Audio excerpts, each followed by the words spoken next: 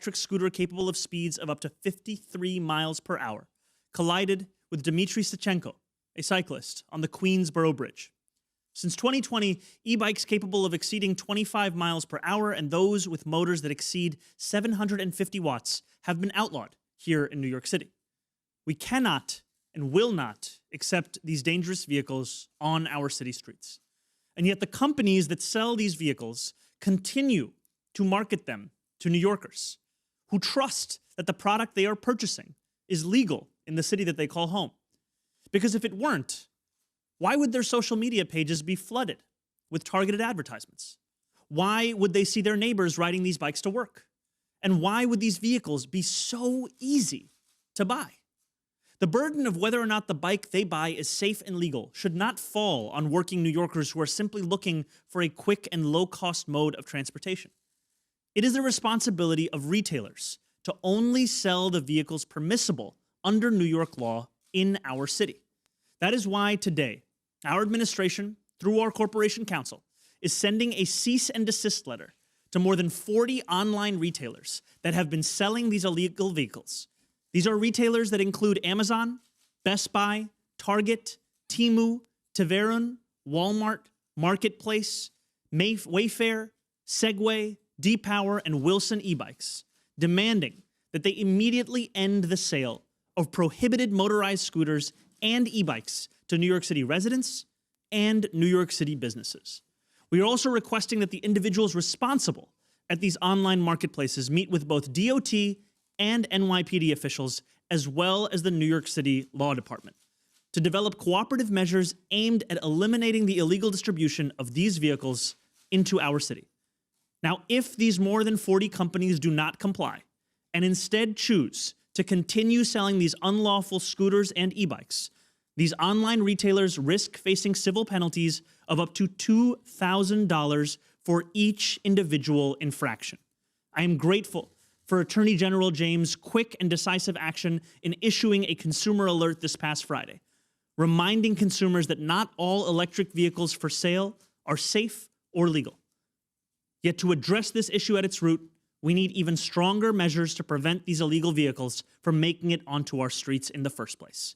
Going forward, we will work closely with the City Council and our partners in Albany, as well as Attorney General James, to explore further legislative avenues that will ensure that only the safest methods of transportation are the ones available to New Yorkers. There is no way around it. Gabriel should still be with us today. He should be submitting his summer job applications and practicing for an upcoming interview. He should be enjoying his time off with his friends and spending summer evenings with his family. I know there is nothing that will ease the pain of his loss. However, we can still do right by the rest of New York City, and we can still ensure that Gabriel's legacy is one of saving the lives of others as we keep these vehicles off our streets in his name. That is the city we owe to every New Yorker, and that is the city we will deliver. Thank you. I will now pass it over to our partner in this work and so much more, Attorney General Tish James. Good morning. Good morning. It's important that we recognize the human toll, the loss of life due to e-vehicle crashes. As the mayor mentioned, last week we lost a teenage boy in Lower Manhattan, and last month we lost a woman on the Upper West Side. I am keeping these victims and their families and loved ones in my thoughts and in my prayers. And we are honoring their memory with action to ensure no family in our city has to lose a loved one to illegal vehicles on our streets. I want to thank the mayor for bringing us together today and for his leadership in sending cease and desist letters to retailers selling illegal e-bikes and e-scooters, some call e-motos. I'd also like the City Council in their rapid response to this deadly issue and want to thank Speaker Julie Menin, because under her leadership, the Council has launched a sweeping review of e-bike and e-scooter safety in our city and has already started to propose legislative solutions to address this. All of us are alarmed by this spike in e-bike and e-scooter related deaths and injuries in our city. And my office put out a consumer alert last Friday reminding businesses, consumers, and families of the critical requirements in state law for these types of vehicles. Our laws set clear limits on e-bikes and e-scooters to help keep New Yorkers safe. But the riders and companies who ignore them are putting everyone on our streets in danger. And we are urging businesses and consumers throughout our state to follow the law and to keep unlicensed and unregistered motor vehicles off our streets, or you will be held accountable. I understand that it can be hard for New Yorkers to know if a vehicle is illegal if they are able to buy it online. And that is why I am proud that the mayor of the city of New York is sending cease and desist letters to stop these illegal sales. No one should have to fear for their lives when crossing the street. And I encourage New Yorkers to report those selling illegal e-bikes and e-scooters to my office at 1-800-771-7755. Again, 1-800-771-7755. I want to thank all of the advocates who are here and the community leaders for being here today and for raising their voices on this life and death issue. This is a whole of government response and approach to end this crisis in New York for good. Thank you, Mr. Mayor. I want to pass it over to our DOT Commissioner, Mike Flynn. Good morning. Thank you, Mayor, and thank you, Attorney General. Biking is one of the best ways to get around New York City. It's affordable, convenient, and one of the most sustainable ways to travel. And legal electric bikes and scooters have expanded those benefits even further, giving thousands of New Yorkers, including families, older adults, delivery workers, and people who may not be able to ride a traditional bicycle, the opportunity to choose a safe, efficient, and affordable way to get where they need to go. But there are illegal devices on our streets that are causing confusion and creating safety risks. Many of the devices that New Yorkers think are e-bikes and assume are legal are neither. And many of the retailers who sell these devices contribute to the confusion through their marketing practices and by selling products to New Yorkers that are illegal to operate on our streets. Let's be clear. These are motorcycles being marketed to New Yorkers as bicycles. They're heavier and faster than e-bikes and more difficult to control. There's also the problem of illegal high-speed electric scooters. Earlier this year, 2 New Yorkers lost their lives when an illegal e-scooter capable of going more than 50 miles per hour collided head-on with a cyclist. It should have never happened. Yet retailers across the internet continue to advertise these motorcycles and super scooters as legal commuting options when they know, or should know, that these devices are illegal to sell and operate on New York City streets. So today we have one simple message to the companies that sell these illegal devices to New Yorkers and mislead people with their marketing. You're on notice. The City of New York will use every available tool to get these illegal devices off our streets and to make sure they don't end up there in the first place.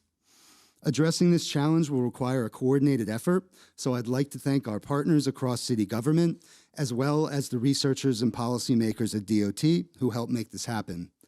You make our streets safer today and every day through all the work you do to advance the cause of Vision Zero. Thank you.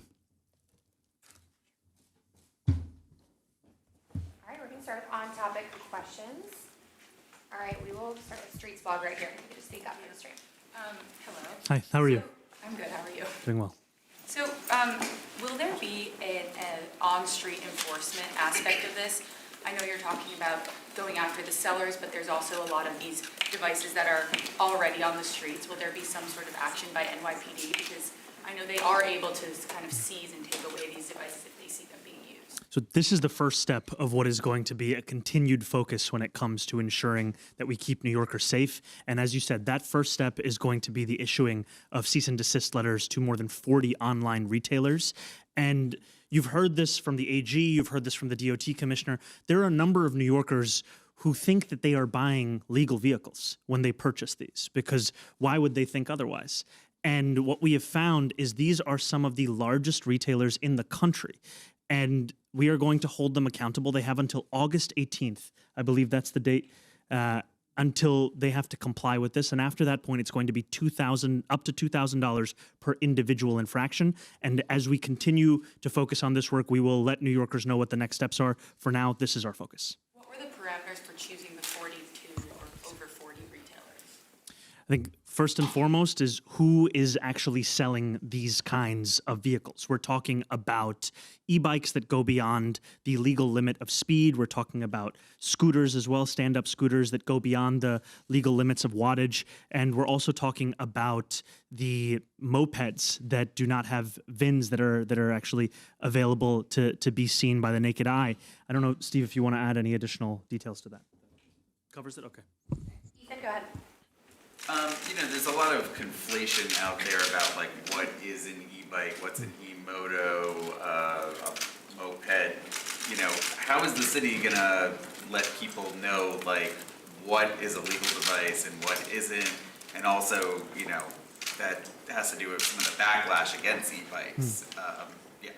I think first and foremost, we're going to go after those websites and retailers that are willfully selling illegal vehicles to New Yorkers. It should not have to be up to each New Yorker to know every single line of New York City law. We know the law very clearly. These retailers know the law very clearly. And if they don't, they have 2 weeks to learn it before we start to hold them accountable with up to $2,000 per individual infraction. And again, what we are asking them to do is follow the law that has been the law for more than 5 years. And yet they continue to violate it, not in a marginal way. We're talking about vehicles that can go sometimes more than double the legal limit of the speed. It's not 1 or 2 miles over. And they are doing this because they know that there is money to be made. However, as you've heard and seen from the Attorney General, from the DOT Commissioner, for us here, the most important thing is how to keep people safe. And it means taking action when we're seeing e-bikes that are going close to 40 miles an hour, stand-up scooters that might even be eclipsing 50 miles an hour. These are not things that will keep New Yorkers safe, and we are going to hold those retailers accountable. Yeah, right here. Hi, good morning. Hi. I'm Beth from Editorial Miles Channel 7. Yes, how are you? Hi, good. So let's talk about what happens after August 14th. 18th. 18th. How does the state or the city ensure that compliance and is able to monitor all 40 of these retailers to be able to determine how many fines will be assessed per sale? What's that mechanism? So we are talking about a maximum fine of $2,000 that will be issued up to that amount for each individual infraction. And what we have seen in the past in the issuing of cease and desist letters is that you get immediate compliance for a number of those actors who are then alerted to what the fiscal cost would be of operating outside of the bounds of the law. And then there is the need, as you've alluded to, for regular monitoring of this. I'm going to bring up our corporation counsel to add to that. Good morning. If we get to the deadline and everybody complies, that is a great result. If people want to not follow up and comply, we'll take legal action. That could include fines. That could include bringing litigation to stop the advertisements that are resulting in people purchasing things that they think are legal. So it's a twofold approach. Give people an opportunity to conform their conduct, and if they don't, we'll take action. But technically, the surveillance of all of this online activity, what's the mechanism for that? You know what I mean? Well, the first mechanism is we put them on notice that we know that they are breaking the law. We're requesting that they meet with us and lay out how they're going to come into compliance with the law. If they meet with us and lay out a plan for compliance, great. If they don't, we will go after them in terms of fines and enforcement. Thank you. Melissa? And I'll just add one thing, Melissa, before you go, which is that sometimes when we are taking these kinds of actions, we're speaking about companies that many of us may not know the names of, companies that may register themselves in a new name every other week. Today, we are speaking about companies like Amazon, Best Buy, Wayfair, some of the largest retailers in the country, and that they have been operating outside of the bounds of the law is something of immense concern to us and to New Yorkers. Thank you. Melissa. Hi, Mr. Mayor. Hi. In the meantime, though, what can purchasers look out for if they're not super familiar with the rules? I know you're doing, obviously, public outreach today, but when you're buying a bike or a scooter, is it obvious in the listings on those websites that they're exceeding the rules? Are they marketing it that way? And also, how will the city know if they are complying? If who is complying? The retailers? The retailers. You know, I mean, first and foremost, that they are not selling vehicles that go beyond the legal limits of speed and wattage. And what we've found in some of this advertising, by and large, companies are not informing New Yorkers that these are beyond the legal limits. It's not, here's a way to get around the law. It's here's the quickest way for you to get to where you want to go. And I'm going to pass it over to our DOT commissioner to go into a little bit more detail as to what those limits are, because that is one guideline for New Yorkers. And as you've said, this is a cease and desist period until August 18th. After that point, these companies are going to have to deal with our corporation counsel, and we also know that this is an issue that has been of immense focus from our Attorney General as well. Yeah, and I would echo what the mayor said, that at the end of the day, the most efficient way to get compliance is through the retailers. That's a much smaller universe. Of course, we also want to educate consumers. And at DOT, with our partners, we've been putting out a lot of material. You can see one example here next to us, right? This particular one is geared towards the retailers. And it's a very simple decision tree of, does the e-bike go over 25 miles per hour? Does the scooter go over 20? There's also some limitations related to either the weight or the power of the motor of these devices. And it's not that complicated. I think for retailers, it should be pretty clear. For buyers, it's a little more complicated, and that's why we're focusing on the retailers. But education is one big piece. Haley, go ahead. What about the stores, these bikes and Sorry, would you mind? What about the what? stores in New York City? These vehicles are already in stores in New York City, so is the city going to do inspections in those stores to make sure that they're no longer carrying these types of vehicles? The inspections that we are going to be carrying out are not simply online. They are going to be across all methods of sale. And again, I just want to echo what the DOT commissioner has said. This is not that complicated for these retailers. If they are selling an e-bike that can go faster than 25 miles an hour, that's illegal. If they're selling a stand-up scooter that can go faster than 20 miles an hour, that's illegal. If they are selling a moped that does not have a vehicle identification number and a license plate, that is illegal. These are quite straightforward when it comes to the laws, and yet we've seen the willful violation of this. But to your point, there's going to be inspection and accountability no matter what the method of sale is. Kelly, go ahead. Hi, Hi, Kelly. How are you? good, how are you? Doing well. I wanted to ask, why give them a grace period if they're already breaking the law? What makes you think that they will all of a sudden, because of today's announcement, are gonna follow the law? And also, the $2,000 seems really low for Amazon, billion-dollar company. Many of these companies are in the billions of dollars. $2,000 doesn't seem like it's gonna make a dent to them, so I'm just wondering on this. I think what we've seen is that once we bring the actions of these kinds of retailers and companies into the sunlight, it becomes far harder for them to defend what they are doing. I'm going to bring up our corporations counsel to speak a little bit more about the specifics of it. I don't know, Kelly, when you get a letter that says stop and you don't stop, then you're liable for all the things that the law gives us the ability to do, which includes seeking injunctions and stopping people from continuing the conduct. You're right. For a very large corporation, $2,000 isn't that much, but facing an injunction to comply with the law is enforcing the law and protecting New Yorkers. In terms of giving them 2 weeks to come into compliance, that seems to me, as someone who's litigated against government a lot, giving someone who is out of compliance with the law an opportunity to cure their noncompliance seems reasonable.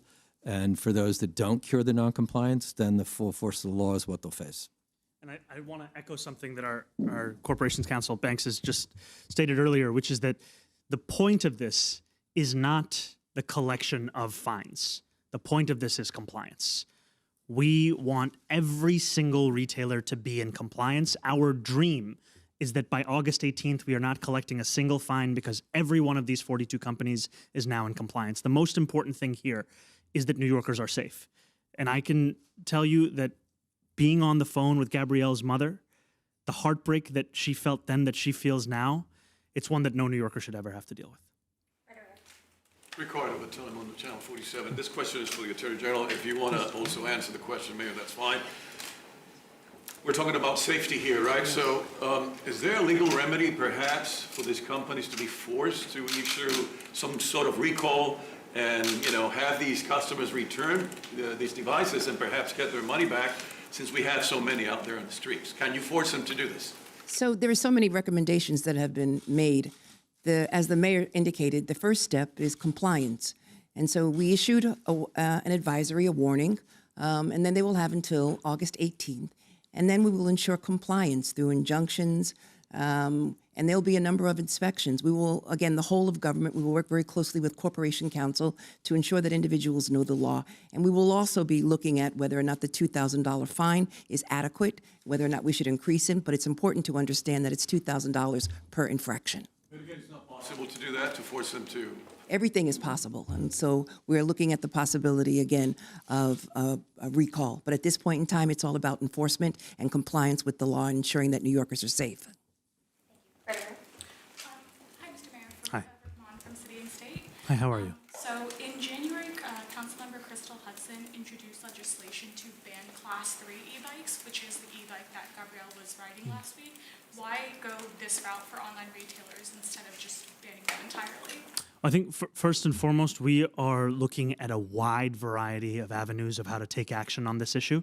And that includes working with the council on legislation that has been introduced prior, as well as on the legislation that was recently introduced. We also cannot afford to wait.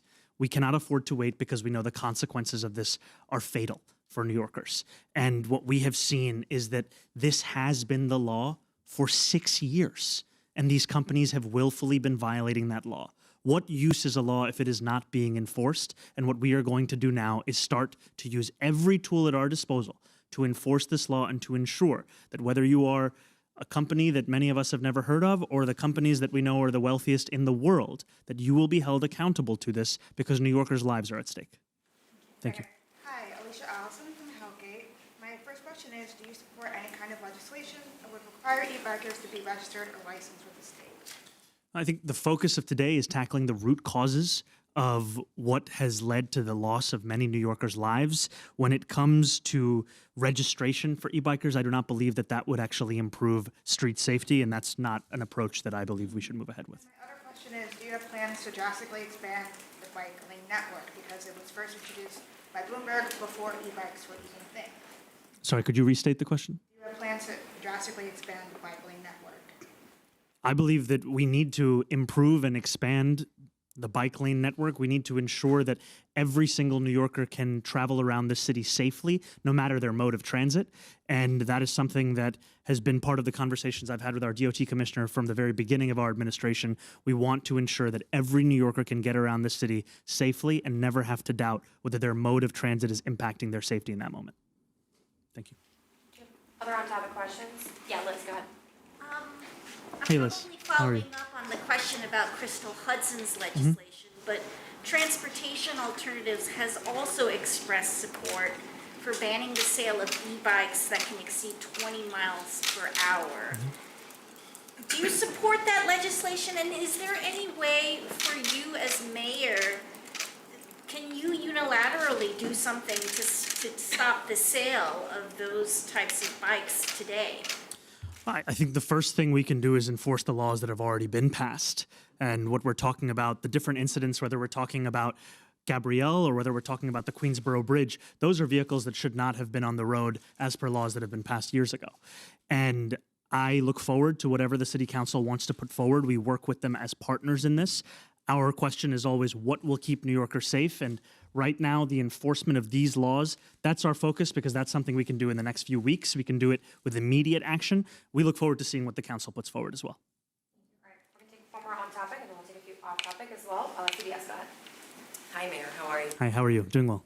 Good. I wanted to get your response to this ex-post that was put out by House Speaker Mike Johnson. I'm not sure. Hold on, is this on e-bikes? I thought you were good We've for got off time topic. for one more e-bike question, then we'll move to off-topic questions.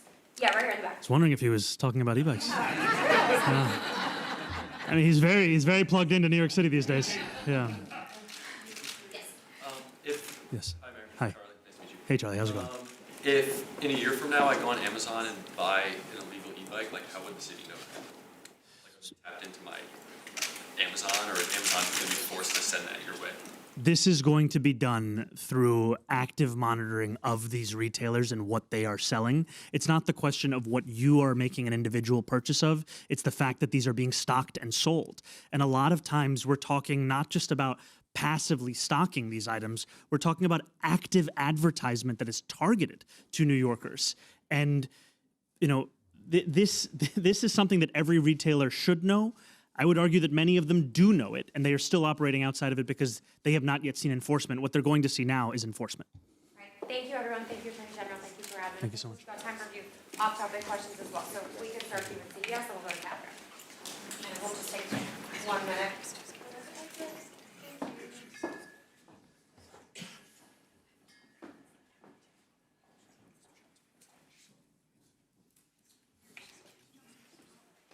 Okay? Okay, go ahead. All right. Yes. Sorry about that. So I don't No know worries. if you saw these ex-posts from House Speaker Mike Johnson coming off the win of progressive candidates yesterday, but did you see it? Because if not, I want to read it. I have not followed I'm just his going to read the whole ex. thing because I want you to hear what he said. Please. He said, "There is an urgent question facing America. Are we going to maintain our status as the world's greatest superpower and beacon of liberty, opportunity, and security, or allow radical Marxist Democrats to destroy the very foundations that make us the envy of the entire world?" Then he has a new paragraph. "Democrats now openly express disdain for America and embrace the failed, dangerous, deadly path of communism. We must take a stand and fight to protect the greatest nation in the history of the world from being overrun by mini Mamdanis." So, It's a lot of characters. He must have the pro account. Well, I'm assuming that's in response to Abdul El-Sayed's victory yesterday evening. And I think first I'd just like to congratulate Dr. Abdul El-Sayed on his victory.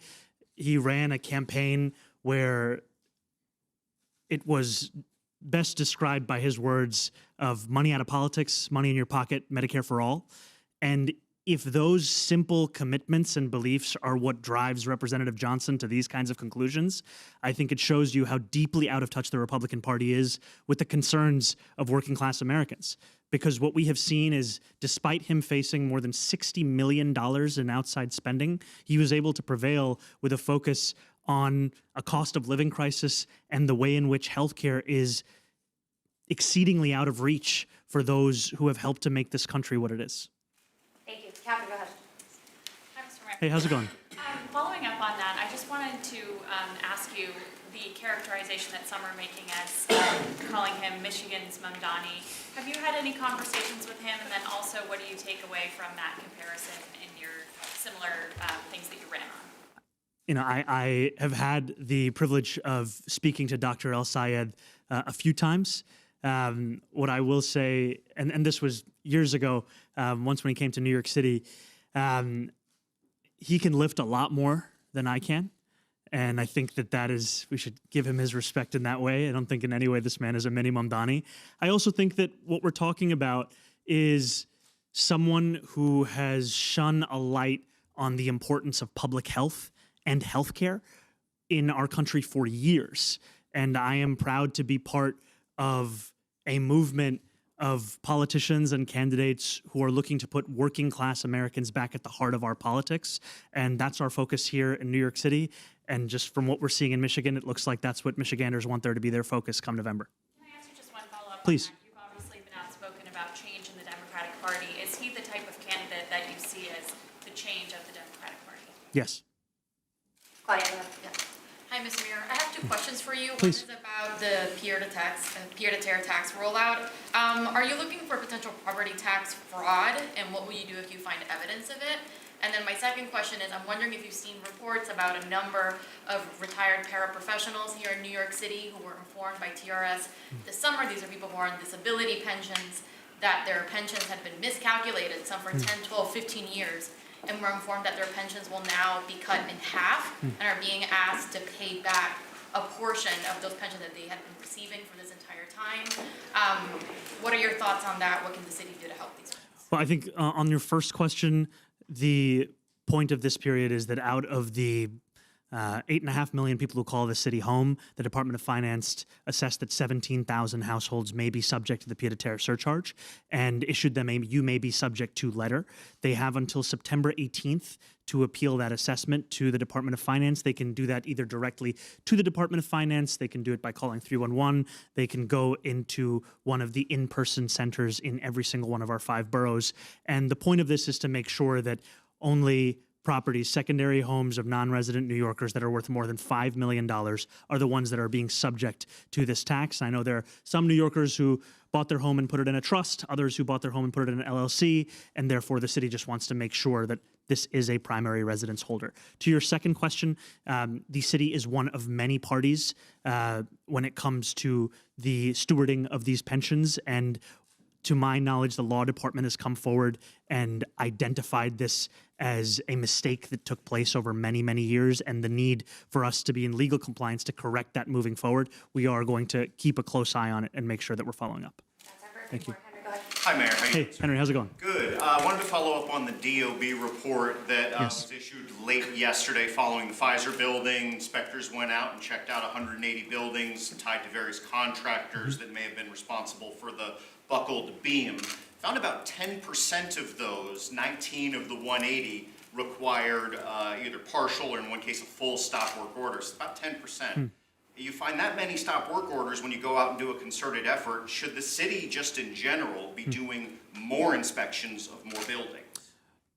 We are going to continue to do these kinds of inspections because the safety of New Yorkers is paramount. Now, of those 180 inspections that were conducted, there were none that were deemed to be an immediate public safety threat to New Yorkers. However, as you said, there were some that required a partial stop work order, some that required a full stop work order. And what we've also found, because I know in conversations that we've had about this in the past, there have been questions raised as to, is there a specific concern that should be had about office to residential conversions? And in these inspections and in our work assessing the landscape of our city since the issue was raised with the Pfizer building, we have not found a reason to be concerned with those conversions innately. But more inspections. I mean, I understand the office piece. Yes. And that's important. But this did kind of was like, whoa, 1 out of 10 buildings we visited, there was a problem? There are going to be more inspections, and I also had the honor, frankly, of welcoming a number of those DOB inspectors and FDNY members to City Hall who went into that building, and to thank them for their heroism, because it is truly a heroic act to go into a building that we all know is structurally unsound and do the work necessary to safeguard it. Thank you. Time for two more. We'll go to Bob and then Chris. Okay, Bob Henley, WABC with your radio. We have another death at Delaney Hall that happened in custody. A person that was chronically ill, apparently. I know you know that area good when you were, I guess, in the Assembly. Ross Baraka. Ross Baraka was. Yes. New Yorkers are in there. We understand. What can be done? What can you as mayor or the Attorney General James to join in with Mikey Sherrill's trying to do to bring accountability to that private jail facility? I think first and foremost, we can add our voices to the fact that Delaney Hall should be closed. That is something that you have heard from a number of elected officials. And yes, you're right that when I was a candidate, I was outside of Delaney Hall after Mayor Baraka was arrested and detained. And this is just one symptom of a federal administration's approach to immigration enforcement that has foregrounded cruelty and inhumanity. And I do believe that ICE should be abolished. I do believe that there should be humanity back at the heart of the way in which our country conducts immigration enforcement. And what we are seeing is that these are not intellectual debates. These are conversations that have fatal consequences if we continue with the kinds of policies that we're seeing the federal government pursue. Thank you. Chris, go ahead. Thank you. How you doing, Mr. Mayor? Doing well. How are you? Did you get a tan? I did. I went to the beach. Oh, which one? Rockaway. Great. One second, I'll ask you about Sorry. I apologize. No, you're good. So with El Sayed's victory, this is maybe the biggest potential prize for the American left in November now. Do you plan on formally endorsing him, maybe even going to Michigan to campaign for him? My focus thus far has been on New York City, and what I will tell you is that I know that many New Yorkers were incredibly excited at the result. I tried to stay up until it was called, but then I eventually called it a day. But I do wish him the best. So not totally closing the door on maybe going to Michigan. I'm here right now. One other thing I wanted to ask you, though, just about his victory.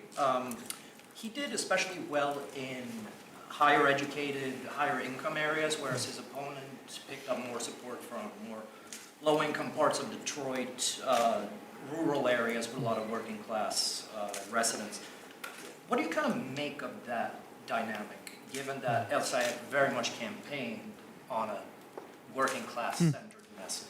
Yeah, I will leave much of the assessment to pundits. What I will say is that when you are facing $60 million in outside spending, you are facing almost what feels like surround sound across a state where people are hearing a message about you again and again and again. And to win this race as someone who is not currently holding elected office, it is a testament to what he ran on and also the way he ran the campaign. And I think I saw somewhere that he held more than 500 in-person events across the state of Michigan. That's the kind of work it's going to take to ensure that we are winning in November. And truly kudos to him and to the team that he built around him. I think the message of money out of politics, money in your pocket, Medicare for all is one that even New Yorkers can relate to. Thank you all very much.